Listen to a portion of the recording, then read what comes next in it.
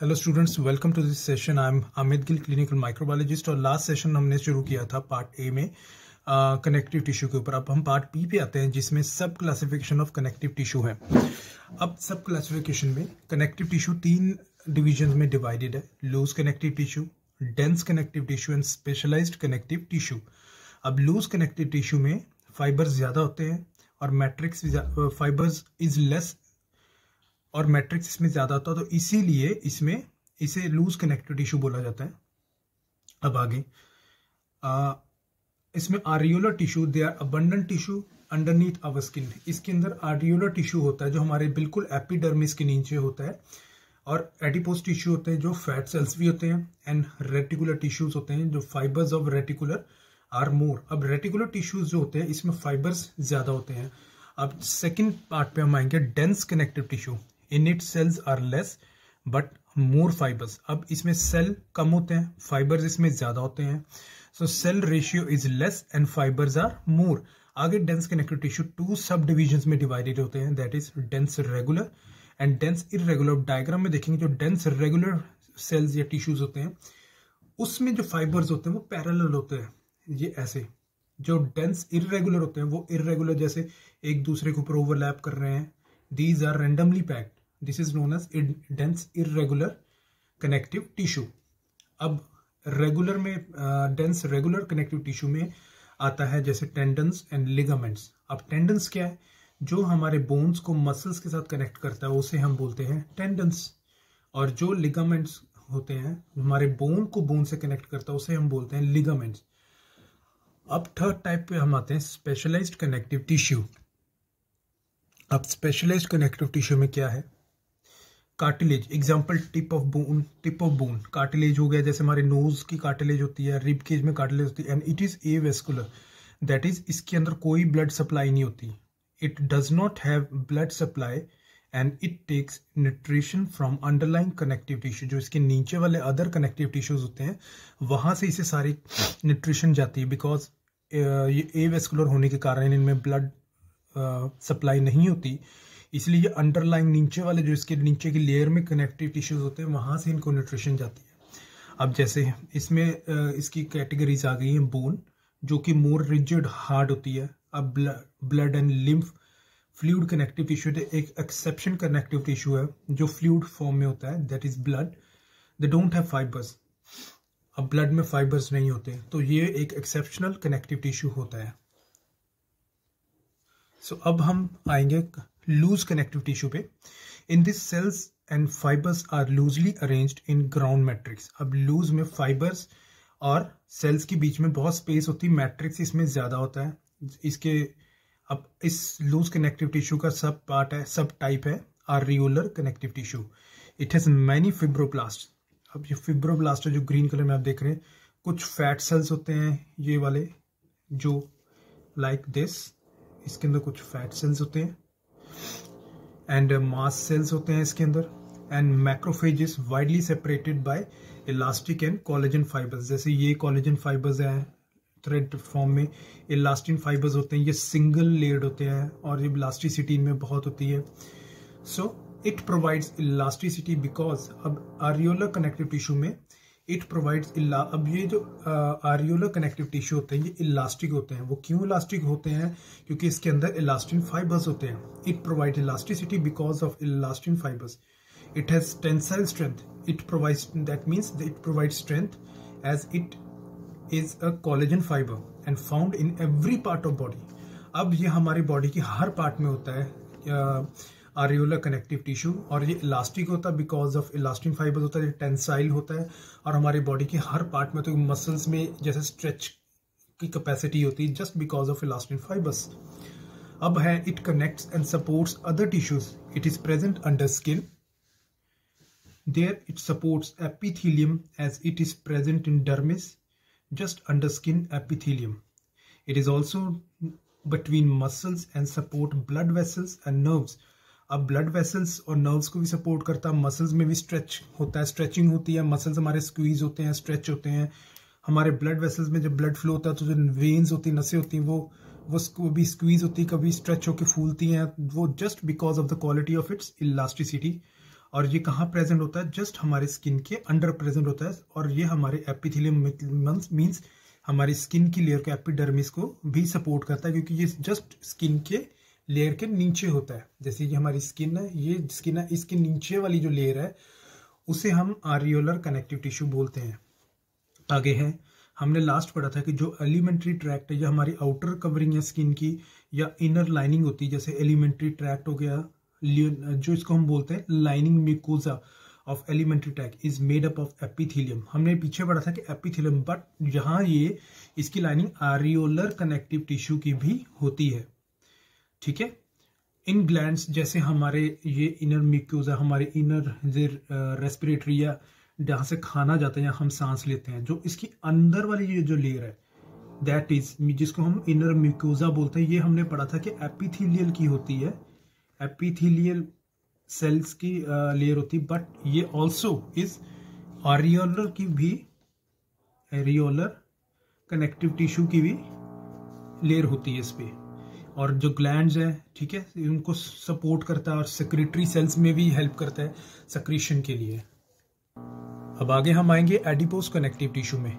It consist of fat cells. अब adipose sales को हम फैट सेल्स भी बोलते हैं, और या हम इसको एडिपोसाइट्स भी बोलते हैं, और ये in a matrix of areolar tissue. Areolar tissue में एडिपोज कनेक्टिव टिश्यूज भी होते हैं। ये आप डायग्राम दे सकते हैं, ये सारे फैट सेल्स हैं या एडिपोसाइट्स हैं, ये इनका, दिस इज देयर न्यूक्लियस, और ये मैट्रिक्स है पीछे इसके, जो ग्राउंड सब्सटेंस में जो प्रेजेंट है, दिस इज ऑल मैट्रिक्स। आगे fat cells are further divided in two types, white fat and brown fat. अब दो तरह की फैट्स होती हैं स्टूडेंट्स। जो व्हाइट फैट होती है उसमें माइटोकॉन्ड्रिया कम होता है, और ब्राउन फैट होती है जो mitochondria content is more which makes it brown colour. अब माइटोकॉन्ड्रिया एक ऐसा सब्सटेंस है जो हमारे फैट्स को कलर देता है। अब यहाँ माइटोकॉन्ड्रिया लेस होने के कारण इसका कलर व्हाइट होता है, जस्ट बिकॉज कि माइटोकॉन्ड्रिया के कंपोजिशन ये सब्सटेंस ज्यादा होने के कारण ये ब्राउन फैट हो जाती है। अब जो व्हाइट फैट होती है, it is present in adults, some amount of brown fat in adults, but majority is white fat. जो अडल्ट्स होते हैं, हम जैसे बड़े लोग होते हैं, हम सब के बीच में जो व्हाइट फैट होती है मोस्टली, बहुत कुछ अमाउंट में ब्राउन फैट होती है, बट जो ब्राउन फैट होती है वो न्यू बॉर्न बेबीज में ज्यादा होती है। जो न्यू बॉर्न बेबीज की फैट होती है वो ब्राउन होती है। अब इसका भी एक रीजन है कि बेबीज में ब्राउन फैट क्यों होती है, इसका हम आगे पढ़ेंगे। जो व्हाइट फैट होती है वो बहुत ज्यादा कैलोरीज को स्टोर करती है और मेटाबॉलिज्म उसमें स्लो होता है। That means to burn fat, जिसको हम फैट बर्निंग प्रोसेस को बोलते हैं मेटाबॉलिज्म, तो वो मेटाबॉलिज्म इसमें स्लो होता है, जिसके कारण मेटाबॉलिज्म से फैट प्रोड्यूस कम, हीट प्रोड्यूस कम होती है। अब जो ब्राउन फैट है उसमें कैलोरीज कम होते हैं और कैलोरीज बर्न ज्यादा स्पीड पे होते हैं एज कंपेरेटिव टू व्हाइट। तो ज्यादा मेटाबॉलिज्म ज्यादा फास्ट होगा तो बॉडी में हीट प्रोड्यूस ज्यादा होगी, so which in turns produce more heat but less energy. अब बेबीज को ज्यादा हीट चाहिए होती है, इसीलिए ब्राउन फैट होती है और उसमें मेटाबॉलिज्म भी फास्ट होता है, जिससे हीट ज्यादा प्रोड्यूस और बेबीज को हीट की ज्यादा जरूरत होती है। Present in subcutaneous layer deep in the skin around heart and kidneys.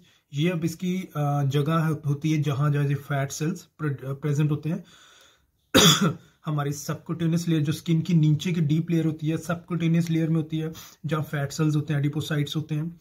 हमारे हार्ट को कवर करती है, किडनीज को कवर सपोर्ट करती है, और फैट का एक और काम होता है एडिपोसाइट सेल्स में फैट स्टोरेज होती है जो इटसेल्फ फैट सेल्स होते हैं, और ये एनर्जी स्टोर करते हैं कि जब कोई इंसान फास्टिंग में जाता है या खाना उसको ज्यादा सम टाइम तक कोई नहीं एनर्जी फूड खा रहा, तो वहां जो फैट हमारी बॉडी को एनर्जी प्रोड्यूस करती है। अब है प्रोटेक्ट अंडरलाइन स्ट्रक्चर्स, वही जैसे किडनीज है, हार्ट और अंडरलाइन स्ट्रक्चर्स है, उनके ऊपर लेयर बनती फैट की जिससे उनको प्रोटेक्ट करते हैं अपने अंदर। अब हम नेक्स्ट आते हैं loose connective tissue and other is dense connective tissue. पहले हम आएंगे लूज कनेक्टिव टिश्यू पे, इसका डायग्राम है। अब इसमें रेटिकुलर फाइबर्स, रेड कलर के जो आप देख रहे हो, ये रेटिकुलर फाइबर्स होते हैं। अब ये होते हैं राउंडेड रेटिकुलर सेल्स। अब लूज कनेक्टिव टिश्यू में क्या होता है, मैट्रिक्स ज्यादा होता है और जो reticular fibres and reticular cell loosely packed होते हैं, इसमें स्पेस बहुत होती है और मैट्रिक्स जो फ्लूइड होता है वो ज्यादा होता है। इट कंटेन्स रेटिकुलर सेल्स, जैसे कि आप डायग्राम में देख रहे हैं, reticular cells and reticular fibres. They make supporting framework. It is present in liver, spleen, lymph nodes and red bone marrow. जहां जहां से मौजूद होते हैं हमारे बॉडी में, लिवर में होते हैं, स्प्लीन में, lymph nodes and red bone marrow में प्रेजेंट होते हैं. अब आगे ये it binds smooth muscles tissues. Smooth muscle tissues को आपस में ये बाइंड करने में हेल्प करते हैं. Filter and removes microbes in lymph nodes, so it helps in इसका डिफेंस मैकेनिज्म भी होता है, हमारी बॉडी की इम्यूनिटी को मेंटेन करके रखते हैं. सो ये लिम्फ नोड्स के थ्रू, लिम्फ नोड्स में सारे एक्स्ट्रा बैक्टीरिया जो अनवांटेड एंड माइक्रोब्स होते हैं हमारी बॉडी के, उनको फिल्टर करते हैं. लिम्फ नोड्स के अंदर वो सब इन्फेक्शन इकट्ठा होता है और वहां से ये किल हो जाते हैं सभी. अब आगे नेक्स्ट हम आते हैं डेंस कनेक्टिव टिश्यू पे. Fibres and cells are densely packed. अब इसमें डेंस इटसेल्फ वर्ड से मालूम चल रहा है कि बहुत डेंसली और क्लोजली पैक्ड होते हैं. Fibres and cells are densely packed. Fibres are more and cells are less. अब इसमें फाइबर कंटेंट जब डायग्राम में देखेंगे, फाइबर्स इसमें बहुत ज्यादा होते हैं as comparative to cells. Fibres इसमें बहुत ज्यादा होते हैं फाइबर कंटेंट, और सेल्स का जो होते हैं वो बहुत कम होते हैं. नेक्स्ट आ गया फाइबर डेंस रेगुलर.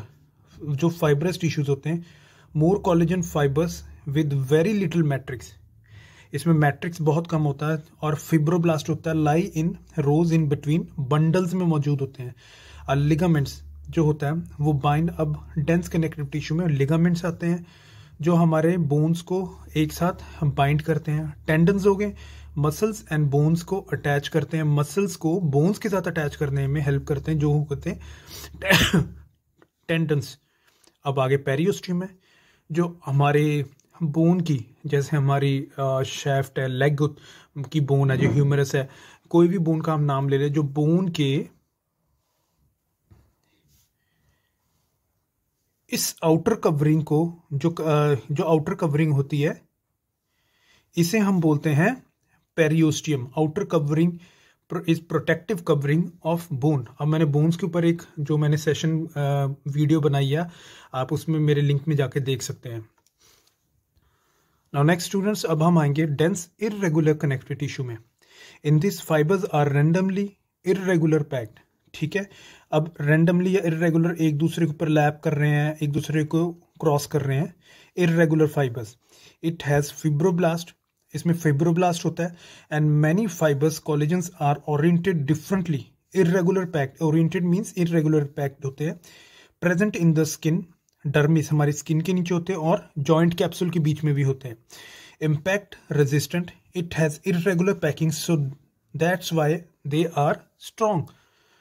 अब इररेगुलर पैकिंग होने के कारण स्ट्रांगली बाइंडेड होते हैं और ये स्ट्रांग होते हैं. प्रोवाइड स्ट्रेंथ, हमारे सिस्टम को स्ट्रेंथ प्रोवाइड करते हैं दूसरे टिश्यूज को. अब आगे हम आते हैं इलास्टिक टिश्यूज के ऊपर. They have few cells, elastic fibres, yellow in colour.